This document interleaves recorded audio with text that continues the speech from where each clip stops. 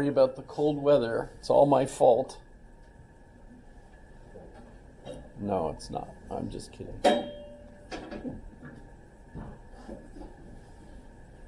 But it'll get better. Except it'll get worse for a while. And then it'll get better. So they say. Kind of interesting. But it felt pretty cold today.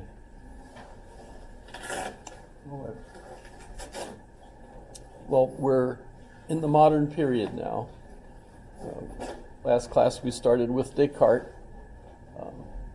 And the quiz question for last class was what? He was more influenced by Galileo. Yes, very interesting.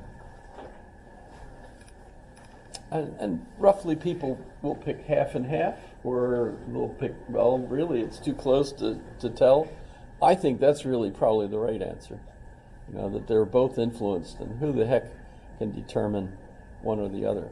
But the reason I think personally that Hobbes is the one that's more influenced, and I suppose they all met one another.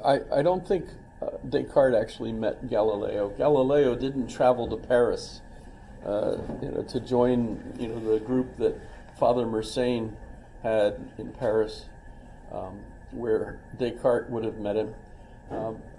But they did correspond with one another. But Hobbes did actually travel to see Galileo and spent some time with him. And even though they're both influenced by Galileo, what strikes me as just absolutely amazing, I don't know how you feel if you're reading some of this work, the Leviathan, but when I first read it, and this was coming after spending time in a course on the Middle Ages, and then suddenly reading Thomas Hobbes, it felt like, whoa, something really drastic happened that changed the whole outlook that people had, that shifted it from this church-centered point of view that you see with Aquinas and the other monks, till all of a sudden now we've got really what feels like, except for the terminology, which is kind of antiquated. Remember, this is about the same time, Hobbes is writing about the same time as Shakespeare. So you're looking, and by the way, the King James version of the Bible, right? So that's Elizabethan, James, all about the same time. Translators maybe deliberately making the language of the King James version a little bit old. It's kind of trying to make it seem like it's ancient stuff, even though apparently a lot of the English that you see in the King James version wasn't common use language anyway. But in any case, there's definitely an effort to translate things into the language of the people, so that those that at least have learned how to read are able to read it in their own language. They don't also have to learn Greek. They don't also have to learn Hebrew. They don't also have to learn Latin, right? They can just learn the language that they're speaking and begin reading in that language. And Hobbes is one of the first to try to do this. He's going to translate Thucydides, the history of the Peloponnesian War, which is an attempt then to help teach his contemporary British people something about history, so that they learn from history. Remember how we always joke about, there's nothing, no one learns anything from history, or if you don't learn anything from history, you're bound to repeat it. One of my favorites is Hegel's comment that the only thing we learn from history is that we don't learn anything from history, because we keep making the same mistakes. But of course, he's trying to indicate to his contemporaries from the history of the Peloponnesian War, which is the war against Athens and Sparta, right? The conflict, that they might learn something from history. And The King James Bible is there for people to be able to begin reading the scripture for themselves. One of Martin Luther's interests in the Reformation was translating the Bible into German for his own people to be able to read it in their own language. Number two, they also have the printing press now, and as a result of Gutenberg's printing press, they can get books for much cheaper. I mean, they're still incredibly expensive, but nonetheless, if you had the money and you could learn to read and write, you could actually read the Bible yourself in German.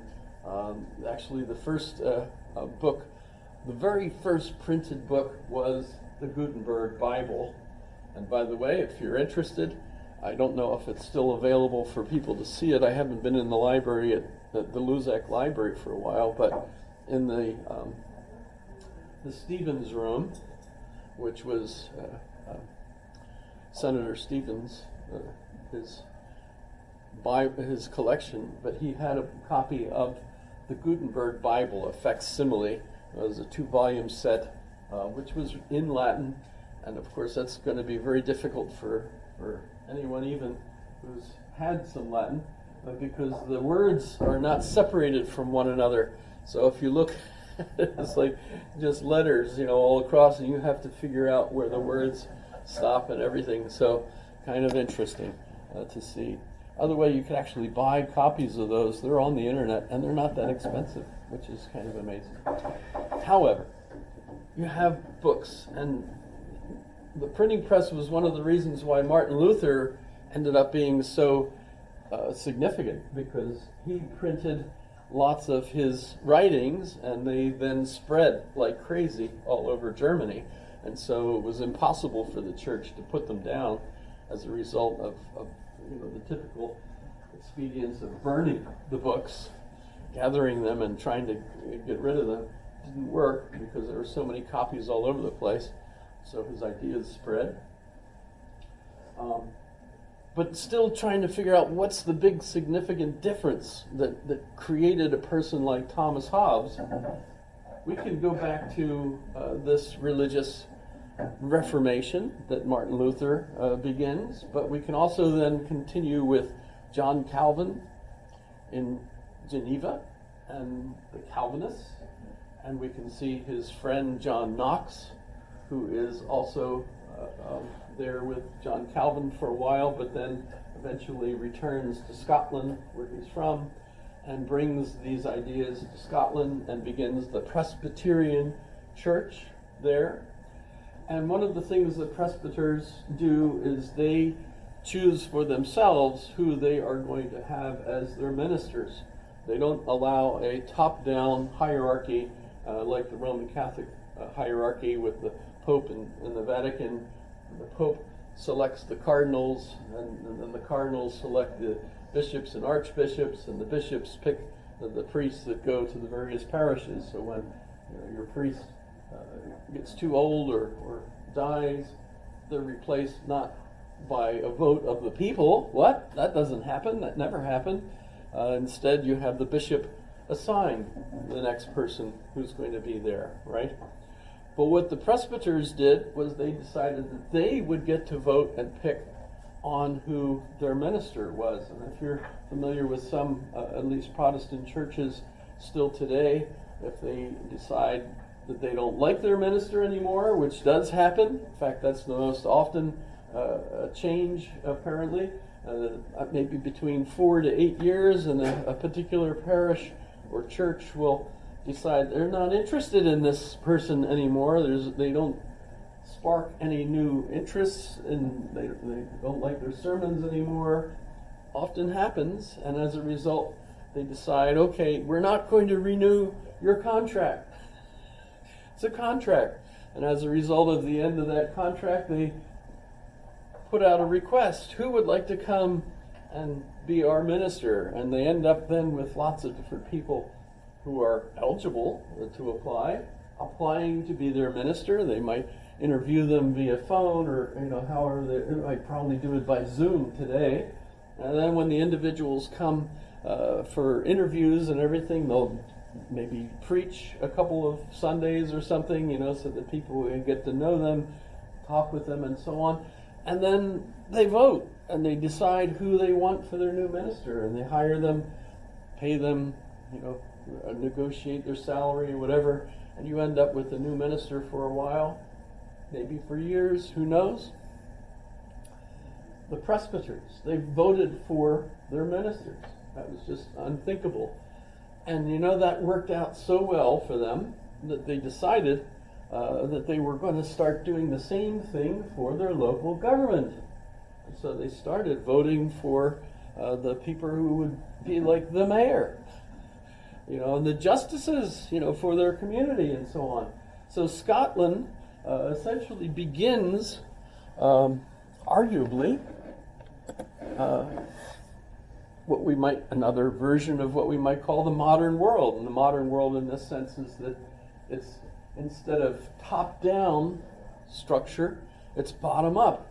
It's not completely bottom, because the presbyters were actually really the more wealthy individuals in the town, the ones that were really had the most money.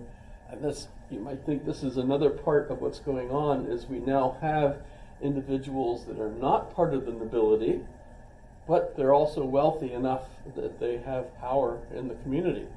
So we have the beginning of the bourgeois, actually, right? I don't know, familiar with the concept of the bourgeoisie? Bourgeois, right? I've even heard it referred to as bouge. I don't know if you talk about that kind of thing at all. Today, I think it's kind of a criticism to refer to somebody as bourgeois. But at the time, this was the new thing. And remember the Max Weber idea that Protestantism and capitalism fit like a hand in glove with one another, because there was this element of thinking that if you were a saved individual, your life looked like it. You end up with the kind of wealth and happiness that indicated grace is with you. You could see it. You have nice clothes and a nice car. Well, they didn't have cars, but you get the idea, right? That's that association. But the Scots begin this idea of the people electing those that are going to serve them, right? And that influenced the teachings in Edinburgh, which was one of the Scottish universities. The other one is Glasgow. Can't really say it. I try. Is that hilarious how I say Glasgow? I don't know how you say it. I just know that if you say Glasgow, that's wrong. In any case, so you've got this influencing the education, and the education in Edinburgh trickled down somehow. And of course, Hobbes is going to be influenced by this, and Francis Bacon, who was one of his mentors, and I mentioned him. I think I put up a page on Francis Bacon. I should quick do some stuff with Francis. Well, there's, let's do Francis real quick.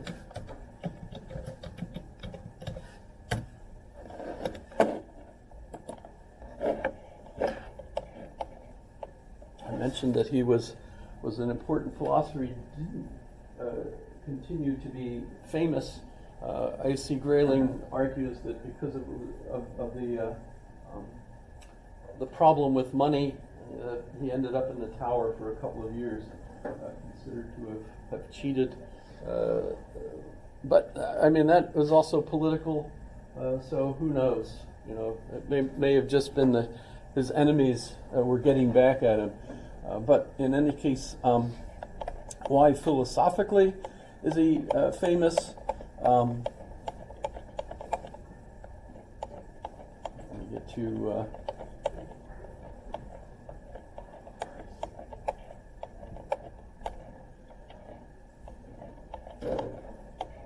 boy, they keep adding to these pages. People keep adding and adding and adding. There we go. So one of the main philosophical works is associated with the tool. It's called a tool. And the one tool that is considered the original tool is, of course, Aristotle's logic. So that's the organum, so to speak. And now Francis Bacon is going to create the novum organum. And that's going to be the new logic. And what's essentially important here is that the new logic needs to be inductive in nature. You can't just already know stuff and then